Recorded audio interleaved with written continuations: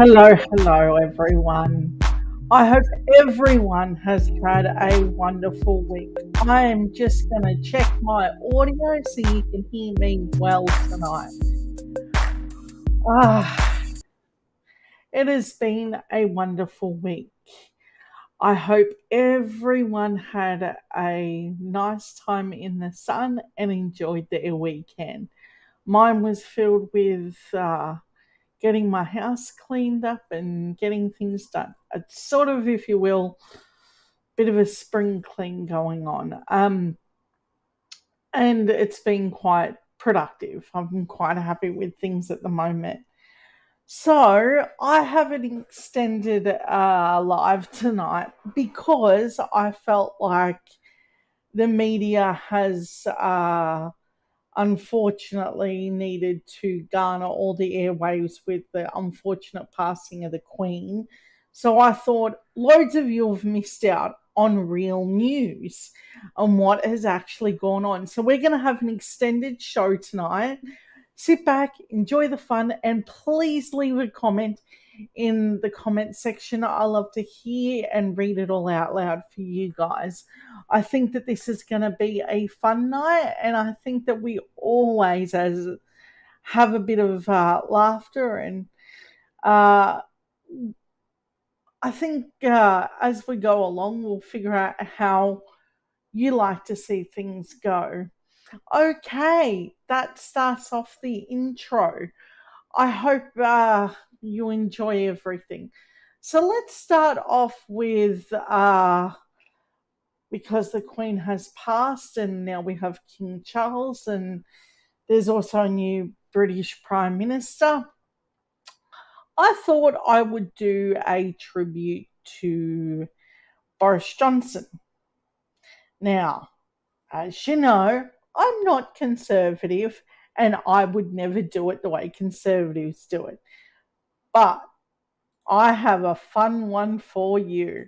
If you have not seen this, I think you're going to love this one. Here we go.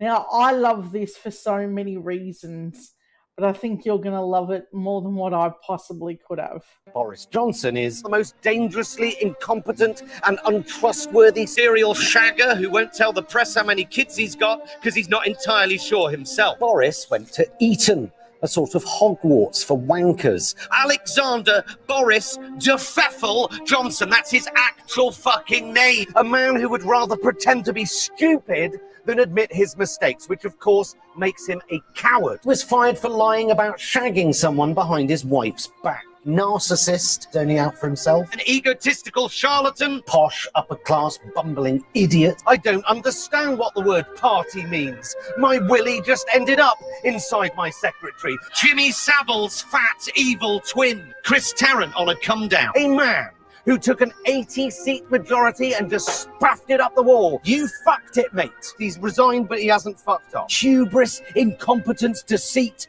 and shit hair. Reshuffling cat shit on a litter tray. A desperate, sad, talentless flag shagger. His arrogance and entitlement, they know no bound. Useless, posh sliver of bollock skin. I'd be happy with just his balls. The most hated man in his party and his country. Boris Johnson would be the result if Greggs the baker ever branched out into eugenics. Dismal, disloyal, disorganized, fuck up after fuck up, lie after lie. Cannibals, self-serving parasites, tapeworms in tiaras, vicious vicious right-wing populists with the appearance of an uncooked oven chip in a suit of a wounded balloon, a pickled intestine, a sack of vicious custard. Boris Johnson, an abducted Milky Bar kid found 40 years later in a port cellar. A Shakespearean tragedy written by monkeys on typewriters. He's still fucking there. Why don't you just fuck off, you entitled sack of minge? What a legacy.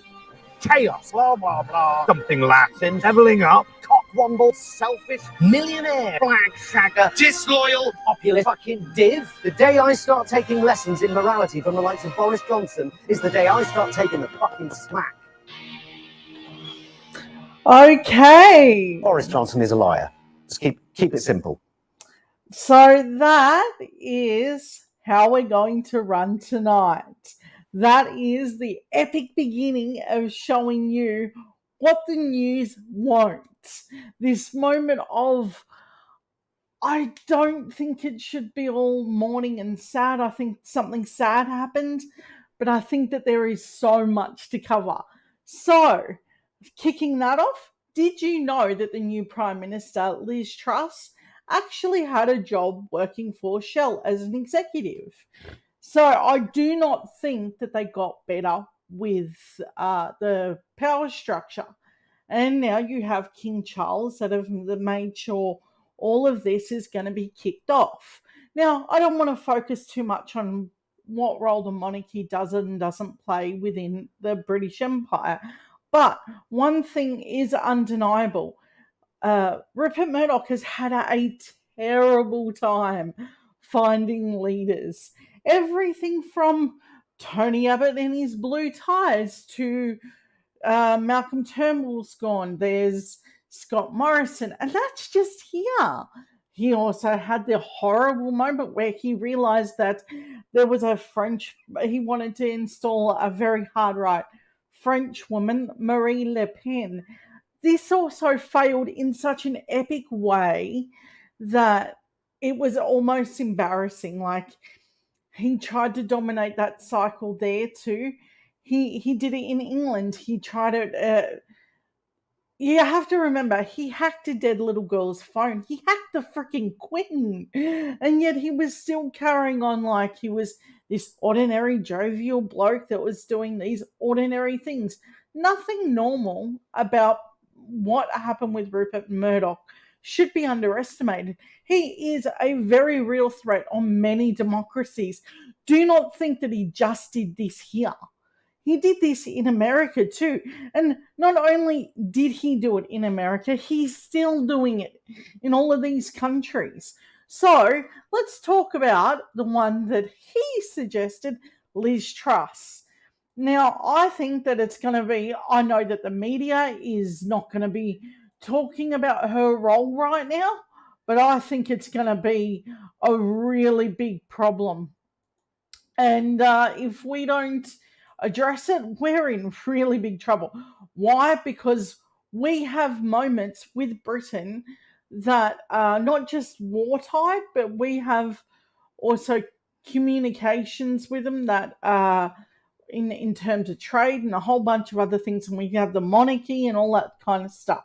This is going to be problematic. I think I liked Canada's response to this. It was basically they can have whoever leader they elect. The problem is I don't know how they're going to survive, given that it's well reported that Charles and the Queen were very pro dealing with the pandemic properly. They were also pro doing the right thing on the environment. So I think that it sort of contradicts where the monarchy sits and then where the leadership role sits within the British Empire. And I do think of it as an empire because you got to think that they've got a lot of influence in a lot of countries. So, for instance, when we talk about whenever we make a move here, the Governor General needs to inform whoever is running England at the time. For most of you, you've never seen anything other than Queen Elizabeth, so you wouldn't know. I doubt that there would have been a moment. This is a new moment for everybody. I have no idea why she waited so long to pass on the reins, but she sort of seemed to wait until she couldn't reign him anymore. So the United Kingdom's next Prime Minister will be Liz Truss. After a 2-month contest, Conservative Party members have chosen her. In other words, this was not a vote that was taken to the people. How they do it in the UK is you register who you vote for, and when you do that, you get to pick who leads that party. And this is who they come up with. Um, All that remains is for Truss to travel to Balmoral in Scotland, where she'll be formally invited by the Queen. Now, this is before the Queen died, and it's now been settled that King Charles has also recognised her. Truss will become the Conservatives' fourth leader and Prime Minister in just over 6 years. See, that was the other thing about what Rupert Murdoch did. He created such a destabilising time that these Conservatives couldn't even keep their own trust within their own parties for this very reason. So when we're discussing what happens in these countries, this is going to be a huge problem. She's not going to last long. For one, she's a woman. For two, every problem that they've ever had will lay at her feet because Rupert Murdoch will say it does. That's how this thing is going to take place. Rupert Murdoch really didn't want her, but here's the thing: she was hyped up as someone who could replace Boris Johnson. Do you know that Boris Johnson actually? I don't know how he was ever elected. There is a full media thing where he hides in a freezer. I'm not even kidding. He hides from a freezer from the media, and it's super interesting to watch his interaction with the media. He was afraid of the media, which I've never seen a politician here afraid of the media, but I did see John Barilaro assault one. So that's going to be an interesting court battle. Okay, so her rapid rise to the top started in 2010 when she was first elected to Parliament. So she's only been in there 4 years. She joined David Cameron's cabinet. Now, if you know, his cabinet was quite contentious. This is when the whole Brexit thing started, and there was a lot of talk, and there was a lot of Conservatives that were making a lot of noise about breaking out from the EU. Now, why did they want to do that? Because in conservative circles, that helped Rupert Murdoch to do that. Understand, Brexit purely was to help Rupert Murdoch. There was no other real benefit that was given. It's because the EU diametrically opposed a lot of what Rupert Murdoch was doing, and they banned a lot of what he was doing. So, one way to get Conservatives on track was to convince them that the Brexit was going to be a great idea. Now, we're not going to touch a lot on this because we do have a lot to get through tonight. So they're going to go into that she's a economic libertarian. She enthusiastically supported the Remain referendum. This is why I said at the beginning, she was not a choice that Boris Johnson made. But here's the thing, because she's only been in there 4 years, she's a fresh face, and no one really knows her name. So now this is all about branding and how they want to stick her in there. Boris Johnson was absolutely a handpick of Rupert Murdoch, and you can tell because he had this low IQ sort of thing going around where he was like really incredibly stupid. He would make these decisions that were monumentally bad at every possible turn. He'd say, pick an option. And he'd go, nah, fuck it. I'm just going to pick the bad one. And that's purely where we come from. We come from this moment where we need to be completely honest about what his role is. So if we're going to give a eulogy to the moment of Boris Johnson's reign as PM, it is purely this. The guy, unlike much like Trump and Scott Morrison, they were idiots. They were low IQ idiots that were fodder for Rupert Murdoch. They were pliable dummies. There is no moment where I do not think that they were the dumbest people you could hand pluck out and then go, okay. I mean, sure, they didn't have classic moments like, oh, shirt front you or eating a raw onion live on a news, but they definitely had moments that were pretty stupid. Hiding in a freezer is just one for Boris. I think there was a few moments with Trump, the whole thing where he got a dementia test and he was like, I was given him this cognitive test and he was gloating about getting a dementia test. That's the level of good he thinks he can bestow on you. A guy who passed a dementia test. But I'm not done. Then you had Scott Morrison, who had been fired from every job he'd ever had. And weirdly, without even a hint of realization that this was a bad idea, he had this hyperbolic talk in religion, which we have this deliberate thing where there's a separation of church and, pardon me, separation of church and state. And that's there for a reason. That's there so religion can't infect its, I'm going to call it like it is. There are some religious sects that invoke a lot of bigotry in amongst it. Now, then there's a lot of religions that don't. But the ones that do, it's very toxic and unhealthy. So we needed this separation. So then there was multiple different religions as well that you could practice. So there's another reason for it. Not, I'm agnostic, so to me, it's no skin off my nose what anyone prays to. You can pray to a unicorn for all I care, but that's not the issue. So what Scott Morrison did was appointed these weird QAnon things as well, not just Pentecostals. He had these weird links to conspiracy theories like QAnon and a whole bunch of other crazies. Now, if you think I'm not serious about that, look at here. You can Google it anyway. Scott Morrison's links to QAnon. That's what Rupert Murdoch thought you were worth. And let me tell you, that party room decided when Rupert Murdoch told him to. And I'll even tell you this for fairness. Do you know that our Prime Minister, Anthony Albanese, has met with Rupert Murdoch? Well, actually, Lachlan Murdoch. So if they're trying to portray the idea that Rupert Murdoch is not crowning people, I have a message for you. They absolutely have more power than what they should.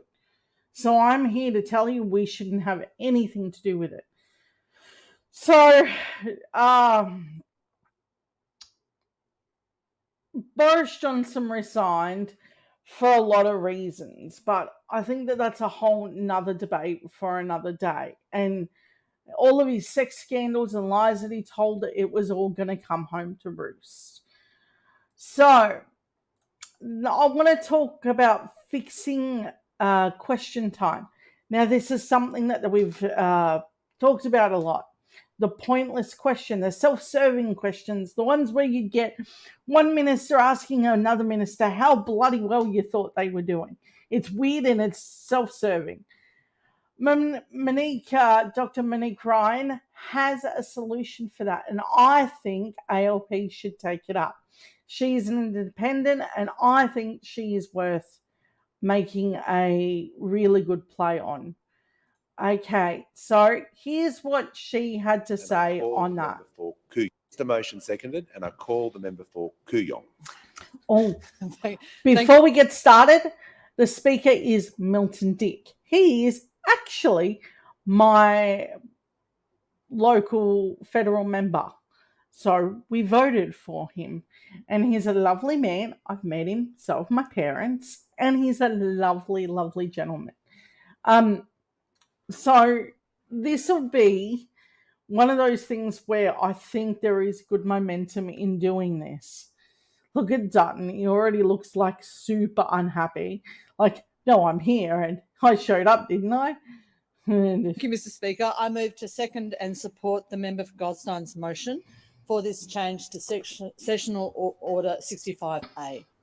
This 47th Parliament has the largest crossbench yet seen in this House, reflecting the fact that 1/3 of Australians voted for a representative. Hold on. If you remember, Monique Ryan took amazingly. It was good. She got in because this is the former Josh Frydenberg seat. So to Dutton, I think that's why he has that scowl on his face. But we'll see if I'm right. Independent from the major parties at the most recent federal election.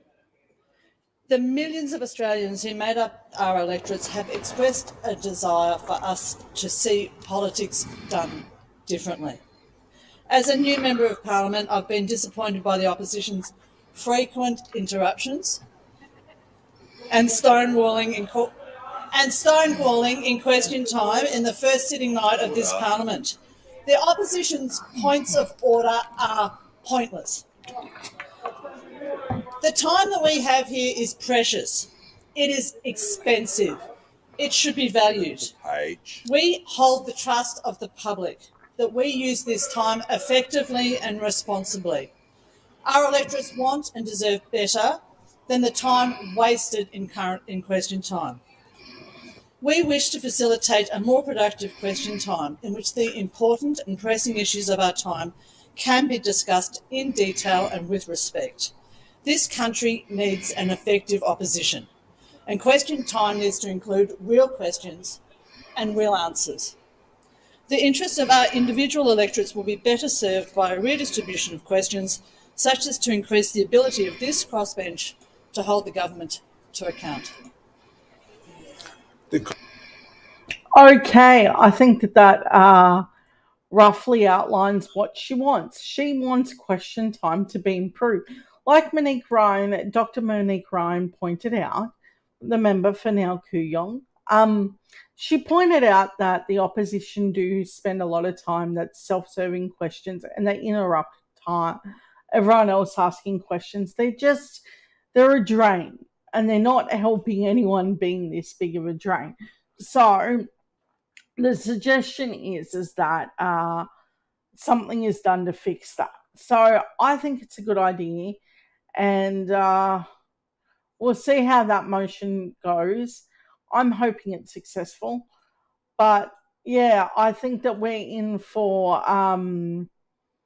quite the moment of what is going to happen with how question time is going to be taken down properly. I think we're going to need time to readjust and reconfigure where we're at as a country.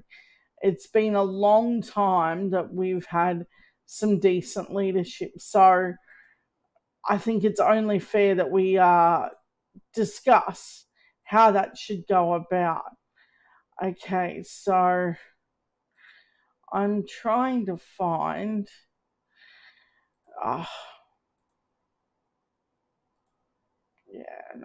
Okay, so there is a story here on Albanese fixing the PBS, and I thought that you would want to see the plan. Okay, so today we're introducing legislation to cut the cost of general scripts on the PBS by $12.50. This morning I met Greg, a single parent with a son who has type 1 diabetes. Greg told me that our plan to cut the cost of medicine will make a big difference for their family. Anything that will help lower the cost of medicine will be an enormous help. We're taking action by helping Australians in the cost of living. Now that is going to be a huge message. The cost of living is out of control. And from everything that I've read, there's going to be food shortages soon because the crops weren't able to be picked, and also the recent floods and fires and everything else. We're still receiving a lot of issues from that. And fuel prices are set to have the excise reintroduced. That will make it, I think, 44 cents to a litre that will be going on there. So there is that.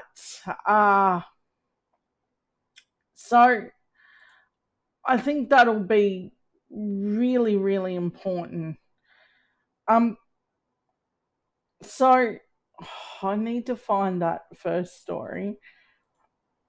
A good way to do it is, I don't know what that one was. Okay, there we go. Sorry, this always happens. There's always one moment. Okay, so just give me a moment and I will find the next one up. I think. Yes. No, that's not it. Okay. Yeah, I'm not sure.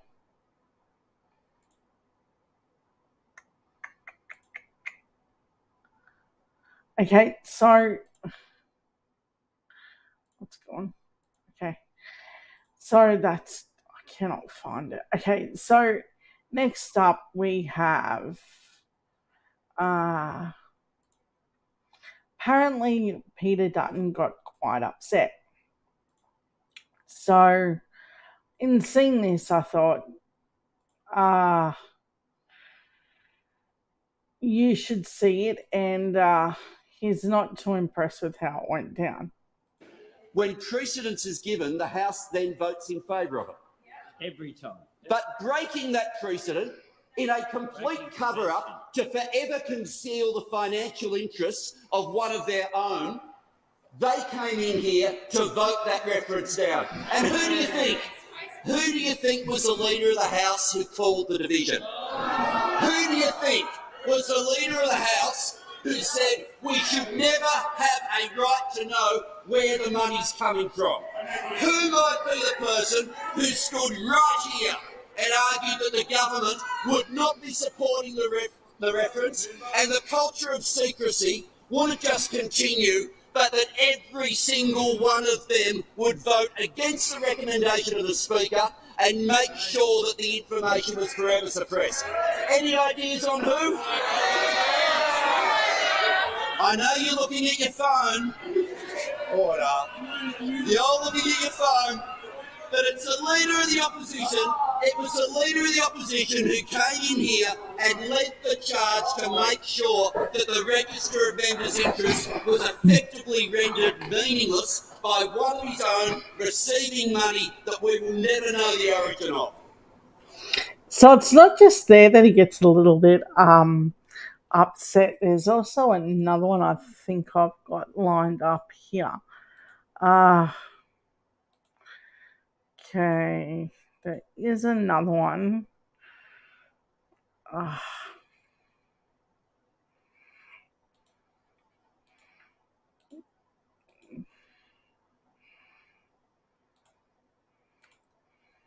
Okay. The question is that the motion be agreed to, and I give the call to the member for the Leader of the House. Thanks very much, Mr. Speaker. The Leader of the Opposition has accurately predicted what I'm about to say. Let me first of all, though, deal with some of the comments though that have been made on the way through. First, the comment about us not allowing debate. Former coalition government, during its time in office, gagged debate 654 times. In this exact sort of motion, the two speeches that have just been heard never would have been heard. Never. Not a chance. Would not have happened. 654 times. 654 times. But allow me, because we just are you taking a point of order? All right, the Leader of the House will resume his seat, and I call the Leader of the Opposition. Mr. Speaker, I rise to make the point of order that statement made by the Minister is completely inaccurate. It is false. He has misled the Parliament, and he should correct the record now at the first available opportunity. Oh, it sounds like he got caught there, and yeah, that happened.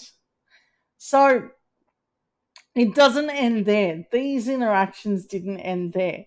Check out this one. And I was like, this is amazing. Where are these amazing zingers coming from? Wake up, everyone, please. You can imagine in tactics at the beginning of the week, they decided we're going to have our first big suspension motion, and we're going to build up to it. Because after you lose office, the suspension motion, this is your big moment, your crescendo where you start to define what you're about. And the issue they've picked to define what their opposition is about is that ministers aren't selling down shares quickly enough. The member for Bath. Now, let's just consider the shadow ministry that they are offering on this issue. If this standard were applied to them, the Leader of the Opposition would be in breach. The Leader of the National Party would be in breach. The Shadow Treasurer would be in breach. The Manager of Opposition Business would be in breach.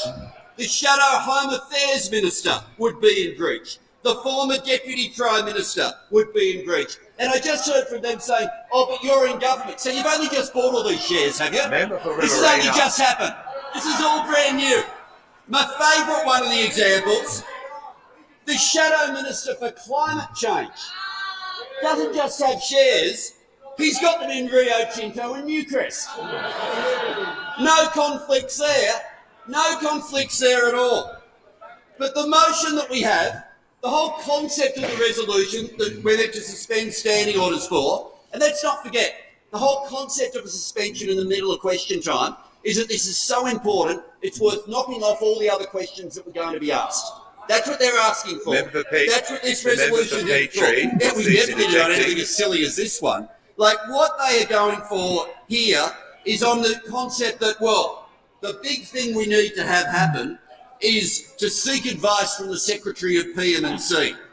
Well, remember the Gatchins reports. Remember how many times we were told by those opposite the answer to every question was, Phil Gatchins is looking into it. I remember hearing about the Gatchins reports. I don't remember seeing the Gatchins reports. I don't remember a single one of those reports ever seeing the light of day. Those opposite, it wasn't only on the issue of shares that they had issues of integrity. Remember when the Speaker, the respected Speaker, Tony Smith, when he was in that chair and was asked about a former Leader of the House who had set up a trust fund and the impact of that trust fund to pay for his personal expenses, his personal bills, was being used on the declaration. Now, all their questions they've asked this week are based on going through the declaration where ministers have been transparent. That's where all of this information has come from, because ministers have been transparent. Former Leader of the House, what did his declaration tell you? There was a trust fund and you weren't allowed to know where the money was coming from. So that was referred to the Privileges Committee in a reference that was made, and then the Speaker had to consider whether or not it would be given precedence to even be looked at. Now, for as long as I've been here, as long as the Prime Minister's been here, when precedence is given, the House then votes in favour of it. Every time. But breaking that precedent in a complete cover-up to forever conceal the financial interests of one of their own, they came in here to vote that reference down. And who do you think? Who do you think was the Leader of the House who called the division? Who do you think was the Leader of the House who said we should never have a right to know where the money's coming from? Who might be the person who stood right here and argued that the government would not be supporting the reference and the culture of secrecy wouldn't just continue, but that every single one of them would vote against the recommendation of the Speaker and make sure that the information was forever suppressed? Any ideas on who? I know you're looking at your phone. Order. You're all looking at your phone, but it's the leader of the opposition. It was the leader of the opposition who came in here and led the charge to make sure that the register of members' interests was effectively rendered meaningless by one of his own receiving money that we will never know the origin of. Never know the origin of. Now you compare that with an incoming government where the Prime Minister has come forward with a code of conduct that those opposite never would have dared do. If any Prime Minister from their side had dared bring in a code of conduct where you were expected to get rid of your shares, they would have knocked off the Prime Minister in seconds. That's what they would have done, because it goes completely against the grain of how they operate. It goes completely against the grain. Born to rule, born to invest, born to entitlement. It goes against the grain and born to rot. That's right. It goes against the grain of that for every single one of them. So what they're now doing is they're complaining and wanting to argue about a code of conduct which contains some of the principles were there when we were last in government, all of which they got rid of as soon as they came in. They made sure that none of these principles, protecting the public interest and avoiding conflicts of interest, were applied to them at all. On the occasion when one of their own was so openly flouting it that the Speaker recommended it be given precedence to the Privileges Committee, each and every one of them voted to shut the inquiry down. And now that the government has re-established proper standards of integrity, proper standards to avoid conflicts of interest, proper standards that make sure that ministers are not caught in the sort of behaviour that those opposite were involved with. And the deputy leader of what the do they opposition. do? They decide that's their big issue. But I've loved, as we've had this week, the conversations they must have had as to who should ask about a breach of the ministerial code. Do we have the person who had to resign over Queensland trips? Do we have the person ask the question relevant to the motion that we now have in front of us, who was the person who somehow magically uploaded fraudulent documents about the Lord Mayor of Sydney? Do we have the question asked by someone who took an overseas trip to China in a private capacity and suddenly appears as a minister doing private work? Do we have people involved in water sales and water purchases? I haven't even mentioned the Leppington Triangle. The leader of the order. This powerful $139 drone is now available in Australia. Hold on. This is an extremely high... The leader of the House the member for Barker will cease interjecting. The Minister for Home Affairs will cease interjecting. When the House comes to order, I'll call the Manager of Opposition. Mr. Speaker, on the suspension of standing orders, it needs to be relevant and argue why standing orders should not be suspended. It's not. No. Why wouldn't that be relevant? I mean,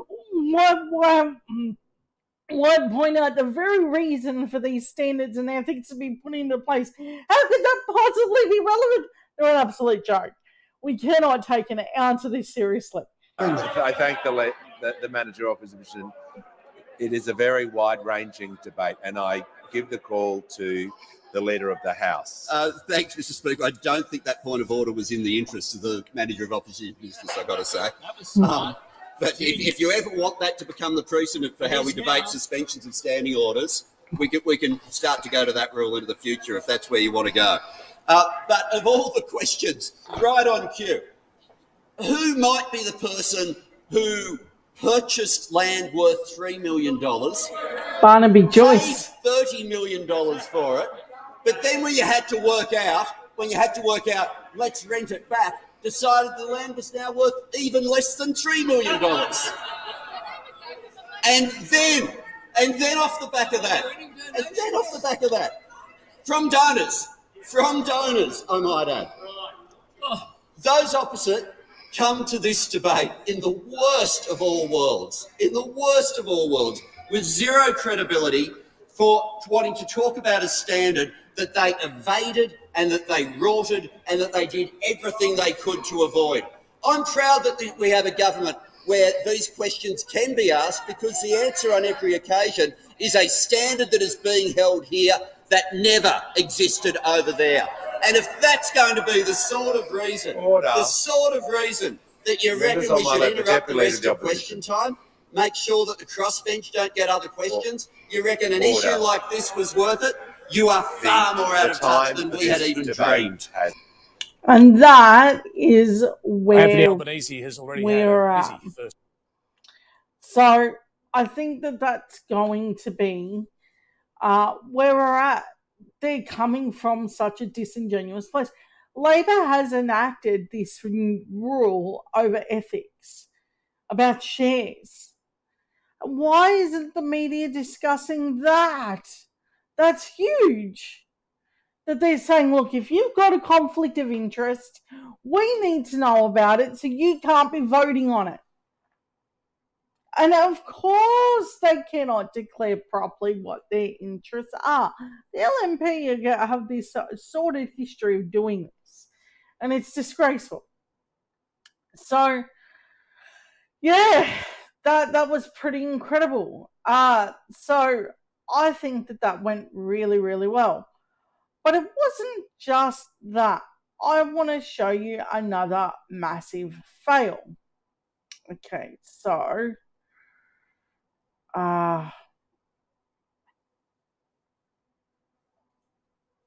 okay, so I have to find it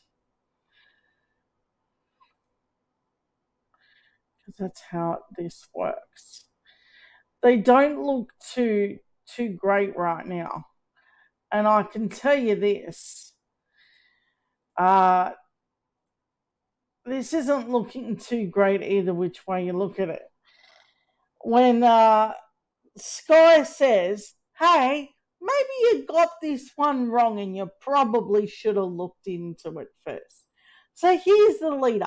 Idiot here, good job, Angus Taylor, well done, to himself on a little fake Facebook account, once again has this epic moment. Now, the lead up to this is that veterans were part of this increase recently that happened with pensions. Angus Taylor had no idea because he's an idiot and doesn't think to look into anything. Sky News right there has to correct him. And he's sitting there red-faced as he's having to explain it. Check it out. It is hilarious to watch this. They've excluded veterans. There's a real opportunity to do that with aged pensioners and veterans. They've excluded the veterans altogether. They've only gone part of the way with the aged pensioner. Well, why exclude veterans? I mean, that's extraordinary. This is an amazing workforce. These people who have these extraordinary skills, and yet they're being penalised by losing 50 cents in the dollar of their pension if they do extra work. Well, why would we exclude veterans from this? It's extraordinary. And why Chisel and Dime, the nickel and dime, sorry, the aged pensioners, and so offering them far less than we have proposed. So this is straightforward economics. Jim Chalmers is showing no proactivity on it. We haven't seen any kind of response, and we need to see it. Veterans are included. What is this? He's like, no, I need to process how dumb that sounded. You could see it right on his face as the host goes, no. Veterans are included, Angus. Well done, Angus, well done. Another epic fail from an idiot who didn't bother to check what was in it. How did you ever hold a seat? Who voted for that shit show? It's not even funny anymore. This isn't funny. This isn't a comedy skit. These are our real lives. He doesn't take anything seriously. For the love of God, can you just try and work with us here and actually know the portfolio that you're talking about? But now, as he tries to figure the hamster wheel, listen to this. Yeah, but how much? Have they included the entire amount? So now he goes to, well, how much? Dude, it's your job to know that. You went on this huge screed of attack on ALP and you didn't even know. The host had to correct you. That's not her job to know. It's really not. You went on there and you had your little platform and she had to go, yep, okay, you're wrong. And of all places, Sky, that's an extraordinary moment in our history where Sky's had to go, you're wrong. That's amazing. It's very important that we see that the full policy implemented. We need to see the full policy implemented, Laura.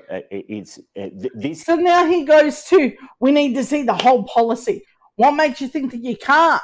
What, you don't have Google at your fingertips? Or were you just so busy making multiple profiles that you just thought that that's what the internet was for? So you could give yourself little kudos and pats on the back. You absolute weirdos. This is your job we are talking about. We aren't talking about some dude that sort of rocks up and is a Walmart greeter. We're talking about somebody who physically has the hands of the nation in his hands. Why? This needs to be played whenever an election comes up. That he's this stupid. That he doesn't even know. It's phenomenally dumb. I don't know how we get stuck with these idiots. But this is just another one in the mix that I'm like, hey, why are we doing this? So there's that one, but I want to go to something that I think you're going to love. So I was having a look, as you do, on Twitter, and I thought, hey, what is this? So this one popped up on my page. Here we go. All right. Who do you think? Now, you know that Sean McAuliffe does a very good job at this sort of thing. I've watched him for years doing this sort of stuff. And it's epic, the amount of gotcha moments that he has.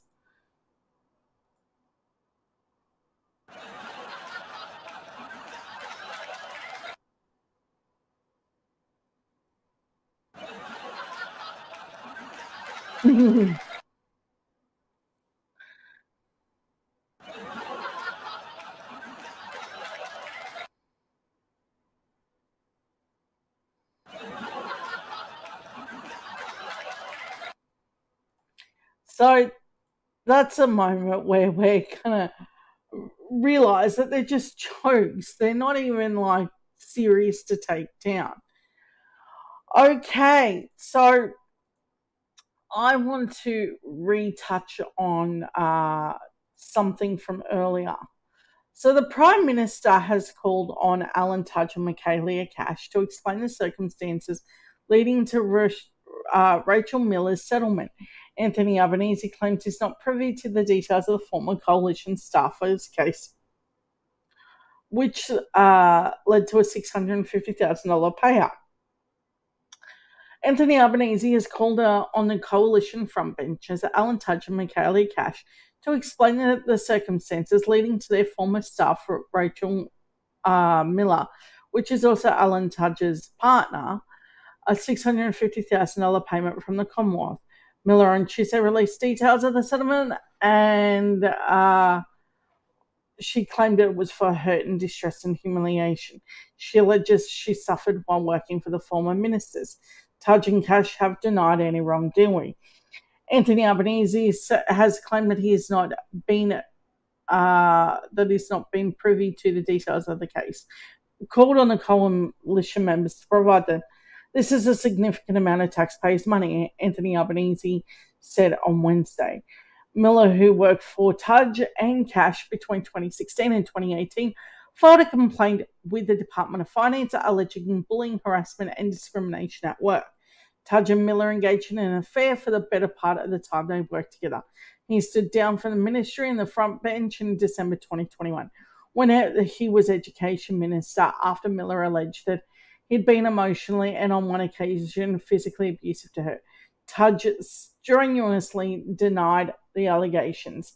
Miller's deed for release from the Finance Department, seen by The Guardian Australia, said that she would be paid $650,000 in respect to the damage of loss, which occurred during the employment, but prior to the termination of the employment and no way connected to the termination of the employment.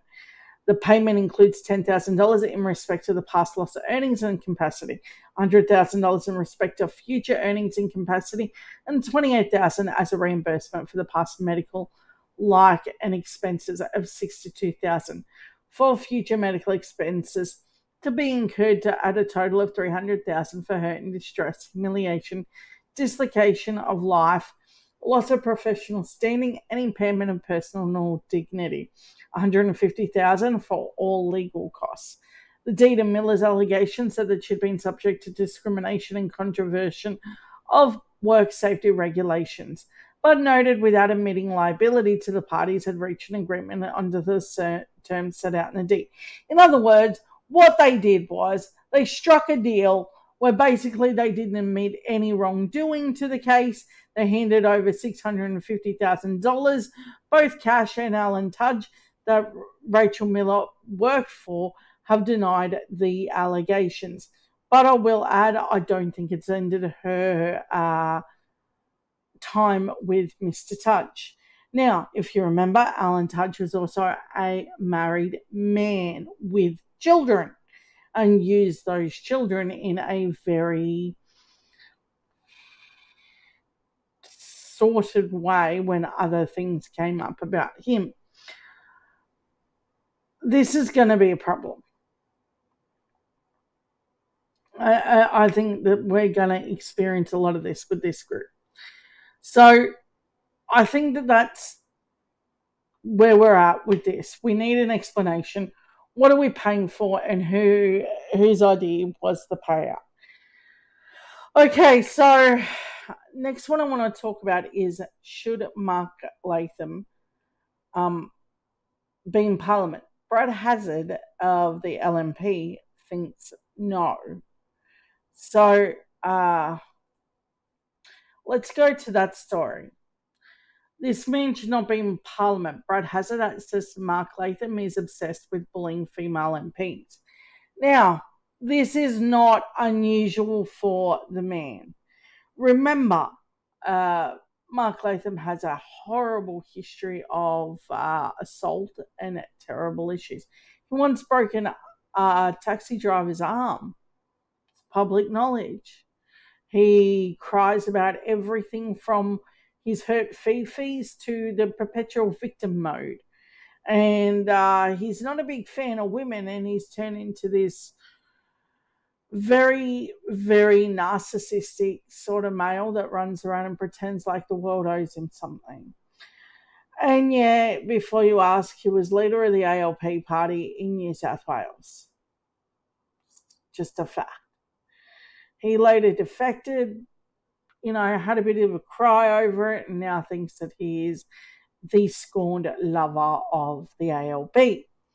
But now he holds views that are in line with Pauline Hanson because he's part of her party now. Now, of course, if you're going to be part of anything Pauline Hanson does, of course you have to be a grubby, slimy bag of crap to be part of that. So here's what he did. Genius he is, isn't he? New South Wales Health Minister Brad Hazzard has used the parliamentary privilege to accuse One Nation MP Mark Latham as the pair clashed during a hearing. He had a history of bullying, my lord, Hazard said and told a Budget Estimates Committee on Wednesday. In his own book, he referred to all of his colleagues as snakes, freaks, assholes, and sewer rats, Mr. Hazard said. The man should not be asking questions which go beyond the reasonable realm of the committee. The man should not be in Parliament.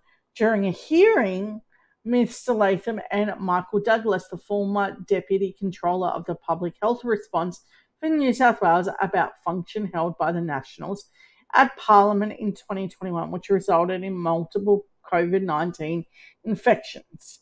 Mr. Hazard accused Mr. Latham, who repeated the question, of being quite obsessed and bullying Miss Dr. Douglas.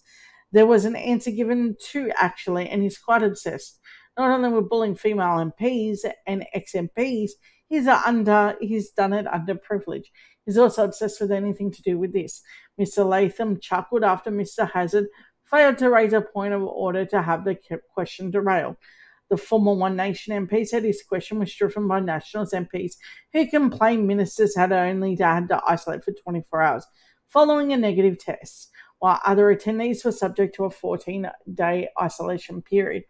The clash between Hazard and Mr. Hazard and Mr. Latham came as Mr. Latham on Tuesday used parliamentary privilege to accuse Labor Anna Watson of being paralytically drunk 2 years ago in Parliament at a bar. He bullied Miss Watson with some absolutely irrelevant comment, Mr. Hazard said. Miss Watson said Mr. Latham's claim made during the estimates hearing on Tuesday referred to the events on August 27, 2020. The day that Mr. Latham referred to the Legislative Assembly, Lower House was not sitting outside of the business hours, she said. I was having a drink with Mr. Latham in the Parliament House at a bar. I thought I had his ear and a shoulder to cry on that evening. Miss Watson said that she'd been under stress because of a close family relative was going through a personal crisis. She later went on to say that she did drink too much alcohol during that extremely stressful, traumatic period. I recognise this, she added. The opposition whip, who represents the seat of Shell Harbour, said that she'd been abstaining from alcohol. Mr. Hazard and Mr. Latham's comments about Miss Watson were utterly irrelevant in the context of budget estimates, which it is. It had nothing to do with both of those things. When ministers and public servants take questions from the committee about the taxpayers' use of funds, he also told the committee that Mr. Latham was a born grub and accused him of being paranoid. Unfortunately, you look for the worst in everybody, as you did yesterday, Mr. Hazard said. Now, it's a weird moment when I have to agree with a Liberal. Most of you know I would never, ever do anything that crazy. But this is the exception to the rule. And the rule is an idiot. And that's what we're dealing with. So, in that, I think that touches all of those things. Next thing I want to talk about, what happened to Palmer United Party? United Australia Party. Now, according to records, it has been deregistered. So, let's find that.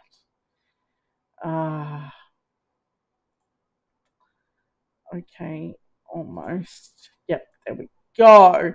Okay, it appears that the United Australia Party no longer exists. It looks like Ralph Babbitt, who has been cut loose, says bye-bye to Clive. Now, this has an interesting twist. So, Clive Palmer spent $100 million on getting people into the for his party to run. Spent $100 million to tip an election. He finally gets a dude in, and then he's like, screw it, I'm just going to deregister the party, even though I got one of them over the line. But keep note, Ralph Babbitt only got in through preferences. Most of the way that he got in was not many people voted number one for him. It was through preferences through the Liberals and other shady little parties that thought that they would like One Nation, that associated themselves with such a ridiculous party. And here's why they're so ridiculous. Clive Palmer, the millionaire, decides, well, I'll just deregister the party in the off season and re-register it when the season comes back around again because I don't know. And then Mr. Babbitt's weird explanation for this is this. Simply, he feels, and I'll get into that, I will show you his comment verbatim. So you get to see the very real reaction of Mr. Babbitt. The deregistration of the UAP catches Palmer Senator by surprise. So at first he was like, hey, yeah, I didn't know that he did it. And then in the next moment he's like, yeah, I know he did it. But even though you say I'm going to be an independent, here's the deal. I'm always going to be part of the Palmer United Party. That just left me like gutted. I'm looking at it going, people voted for someone that not only didn't know that this is a thing, but remember, Jackie Lambie was part of his party too, that she went on to make the Jackie Lambie Network. So remember, he put snakes amongst the parliamentarians, and Jackie Lambie is definitely part of those snakes. Do not underestimate the crazy. Mining magnate Clive Palmer has voluntarily deregistered his United Australia Party, catching a surprise his sole Senator Ralph Babbitt, who insists he would continue to represent the party in the upper house. Babbitt, dubbed Palmer's $100 million man for being the sole beneficiary of the businessman's federal election campaign, was seemingly unaware the party had been deregistered. When contacted by the Sydney Morning Herald and The Age on Friday. Where are you seeing that? No, it has not been voluntarily deregistered, the Senator said in response to the inquiries by the masthead. A notice published by the Australian Electoral Commission said that the UAP was registered on December 12, 2018 and deregistered on September 8, 2022, and then stated the reason for the voluntary deregistering. Now, here's where the amazing conservative moment of light bulb occurs, right?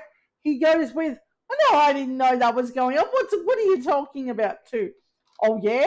I knew, and not only did I know, I'm always going to be part of it. Oh, it's almost painful. It is almost painful. You half. It almost sounds like one of them Trump explanations. Yeah, I didn't have the documents. They scattered them like that. Oh yeah, but I did have the documents, and they took my passport. Why do we have these ridiculous kind of people? But fair play. When directed to this notice, Babbitt recalled the move had just been flagged with him a little while ago, but said he'd been busy and completely forgot about the statement. Because that's what you do, right? You completely forget that your party is now deregistered. That seems like a normal response. You know, I did reach out to Mr. Babbitt for a comment on his party after the election, and I was like, hey, you want to tell me about your win, buddy? And he was like, no. So he seems a smidgen camera shy. And it's not just from me, it's with a lot of people. I did know that it was mentioned to me months ago, but because obviously I've been busy with everything that's going on in the Queen's passing today, it escaped my mind. Yeah, because that's how it works. He subsequently said the party had been deregistered for administrative reasons and claimed the UAP would be re-registered for the next election. Actually, this has happened before. We do it in between elections to save on the administration cost. The party is not going anywhere. It's staying right where it is. The UAP is forever, he said. Of course, myself being a parliamentary leader of the United Party, we own the trademark. We'll immediately re-register it next time. Yeah, because that explanation makes total sense to nobody. Even though voters would be like, what was that? Even an idiot would be like, hey, dude, I think you're an independent now. No, Mr. Babbitt, He's sticking it through. He's legit going to stick with it. Mr. Palmer has changed the registered name of the party on multiple occasions since registering the UAP party with the AEC in 2018. The name was changed to Clive Palmer's United Australia Party in 2020 and a swap back to UAP in the following year. Experts said that it was a possible party that could fall foul to requirements in the Federal Electoral Act if attempted to re-register with the same name before the next election. I don't think anyone else can take the name United Australia Party for the next election, but neither can he, the electoral expert said. And that is the crescendo moment. Because he doesn't have the 500 members it is to register the party. And that's the moment that you realize we're dealing with an idiot. A group of idiots with too much money and not enough common sense to run even a chook raffle.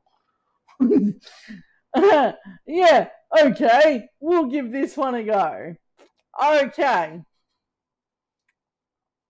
Dr. Kevin Bowman said, Bohem said it appeared that they might have trouble with the name too similar.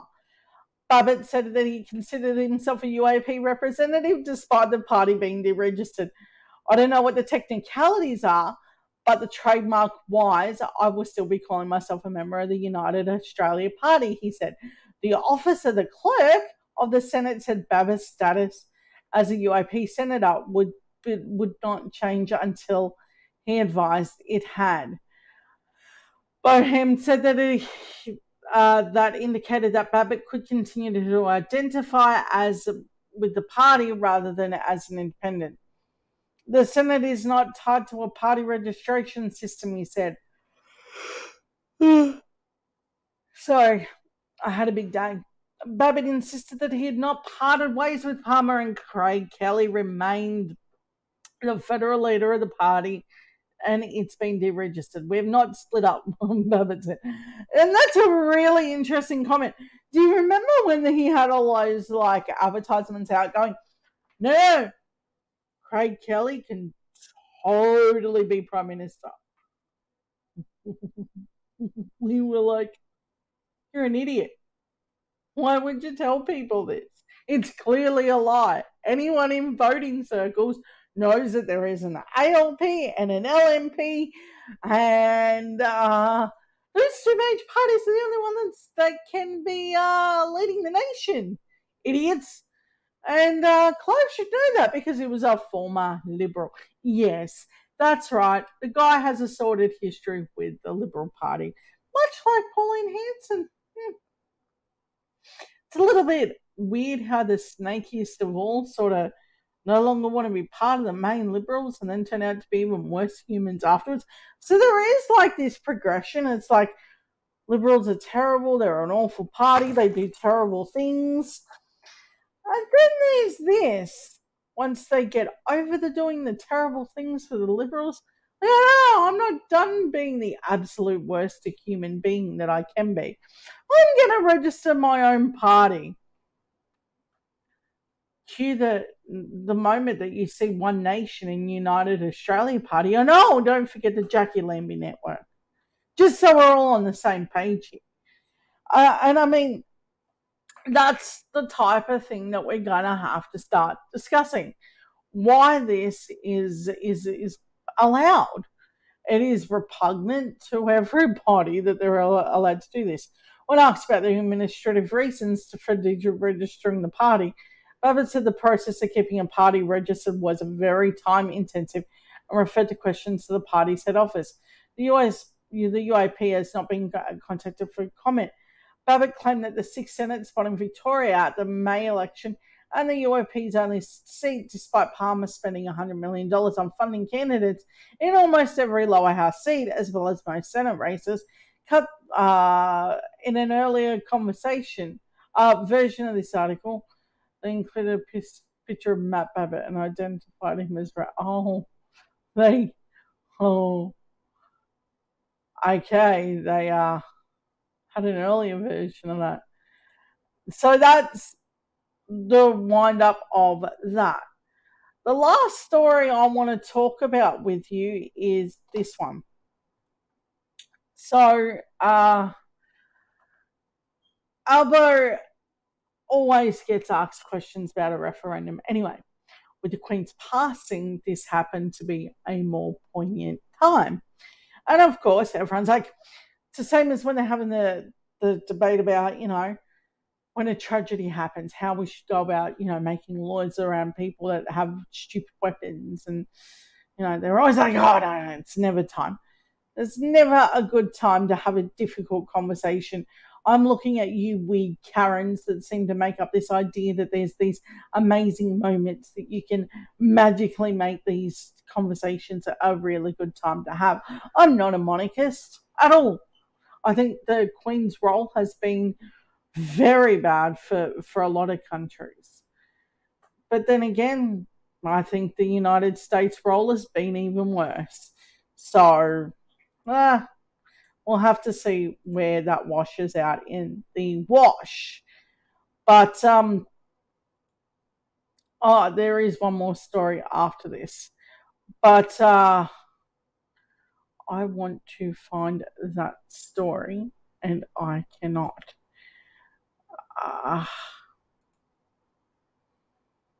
Okay. I know it's here, and now it's just going to go, nope, can't have it.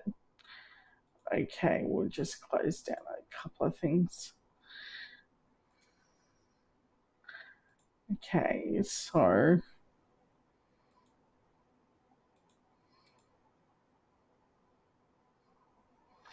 here's, oh no, that won't work.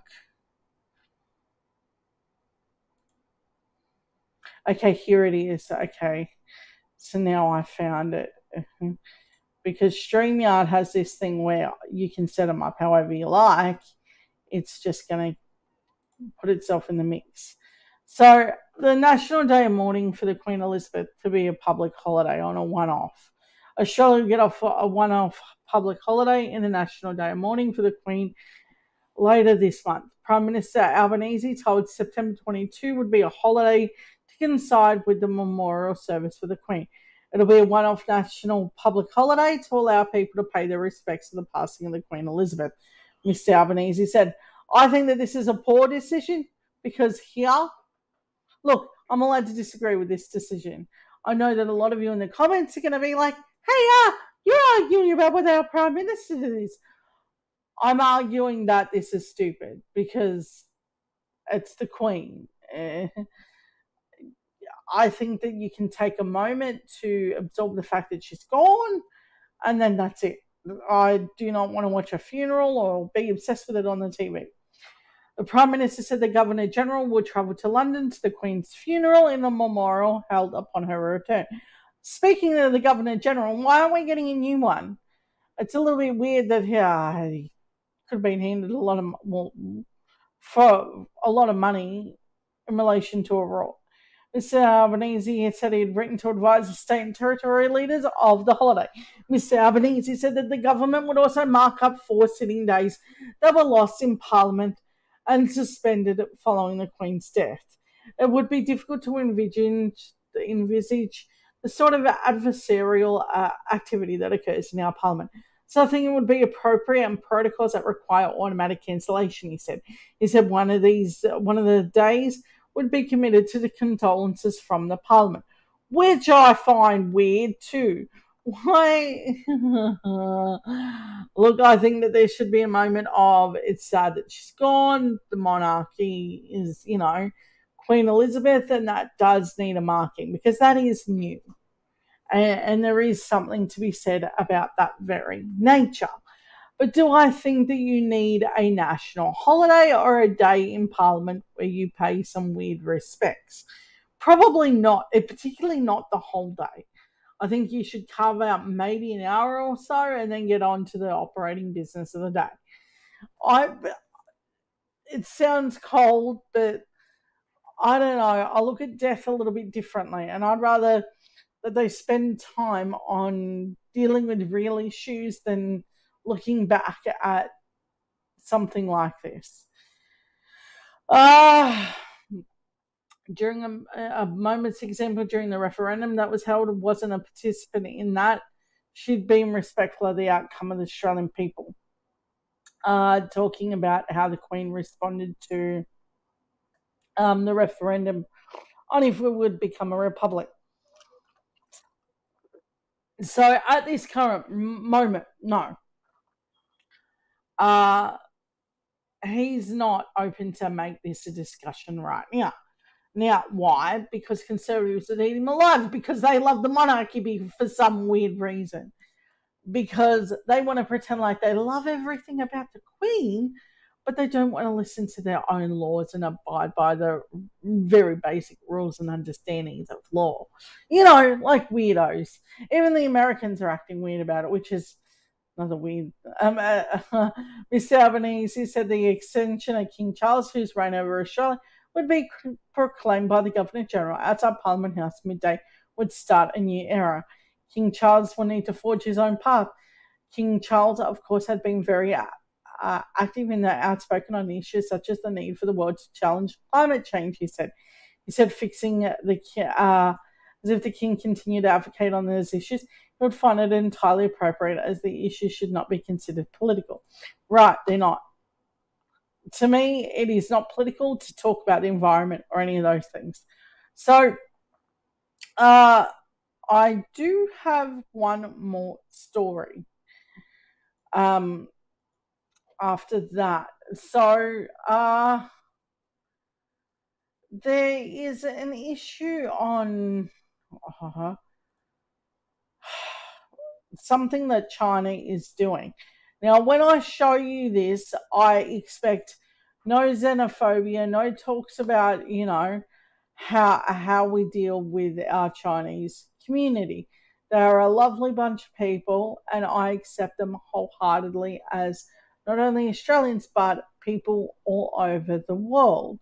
The Chinese have endured a lot of xenophobia, particularly around trade and where they fit globally. So keep that in mind as you're hearing this. So the send up to this is Ambassador Zia Quan said that the re-education of the Taiwanese people in the event of reunification with China is a question of obligation, not a question of force. Now, what would happen here is he absolutely wants to do propaganda on the Taiwanese people. There's no doubting that. What he's about to do is what dictators do. They do this weird thing where they're like, no, you got to kiss the ring a little, and it's freaky, and I'm not a fan of it. For all of the issues that China has, I think that this is going to be another one, and I think Taiwan should be considered independent of that. But it's really having some issues around that. So take a listen to this for a minute 39. Your colleague, the ambassador in Paris, says the Taiwanese people, in the event of Taiwan returning to China, that the Taiwanese people will need to be re-educated, is the phrase that he used. You talk about them needing a process to have a correct understanding of China, and I quote you there. How would you go about correcting the thoughts of millions of people? Hold on. For instance, do you know that if you live in China, you cannot look up the Tiananmen Square? That's one of the many ways that they control and coerce, converse all of their population to not know things. History is always told differently by different countries, but China has taken an approach that is super aggressive. Take a listen, tell me what you think, and I just don't think this is a smart move. Who've grown up used to free thinking. Well, there are 1.4 billion people in China, and 23 million people in Taiwan are part of the Chinese population. And as a citizen of this country, each and everyone is obliged to learn about the basic knowledge about this country. No, that's not what he means, and it's weird that he's trying to use that language. And this is what propaganda does. It has this rhetoric that's very unhealthy, and it'll give you this idea that even in the terms of the One Belt, One Road initiative, right? They use that very similar language, like you must be very positive about China at all times. And that's what they're trying to force the Taiwanese people into doing. Not what re-education means. Re-education, as you know, in Chinese history has some sinister connotations. The question is, how do you go about re-educating people who have been used to free thought? Well, like people in this country, they have to learn English language, learn the history about Australia. This is their obligation. There's no question about forcing someone to receive education. That's not what they mean. And what he's trying to display is, if same. You teach English in this country, right? You teach the children, the rules and laws of the country. No. That's not what they're doing. What they're absolutely doing is, hey, you gotta say nice things about Xi Jinping. That's absolutely where this is going. And anyone who wants to dispute that with me, go ahead, prove me wrong. But I really think that this is more sinister than that. So I want to use the word re-education. It carries a very complicated Clearly, meaning. There's no comparison between the notion of forced re-education and what happens in a free country and what happens in Australia. Why do you think it's so important that everyone thinks the same way? Well, in China, people are supposed to learn the Chinese language, otherwise you cannot communicate. And people in every country, they have to learn their national language. This is a question of obligation, not a question of a compulsory, not a question of force. But it's compulsory. See, that's where his rhetoric takes a serious backslide. This is something that's going to come up a lot. And I think China has a lot of explaining to do. I think countries that put out there this idea of propaganda, and do not think Rupert Murdoch doesn't use very similar rhetoric. He uses very gaslighting energy in that and rhetoric in his discussions over what he thinks his agenda should be. And for anyone who thinks that Rupert Murdoch is not the puppet master, I will bring you to why they personally meet him or one of his children. Now that's what a dictator would do.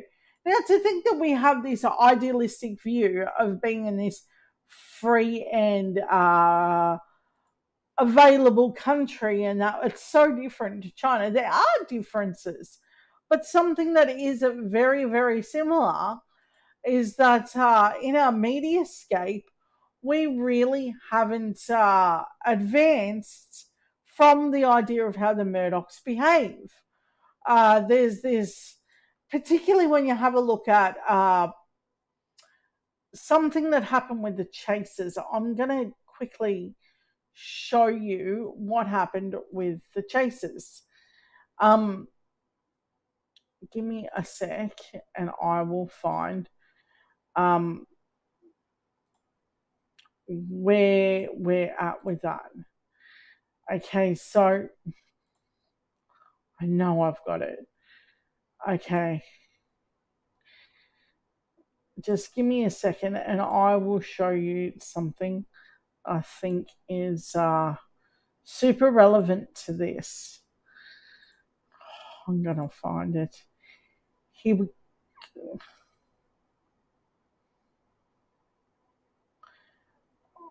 There it is. Okay, here we go. So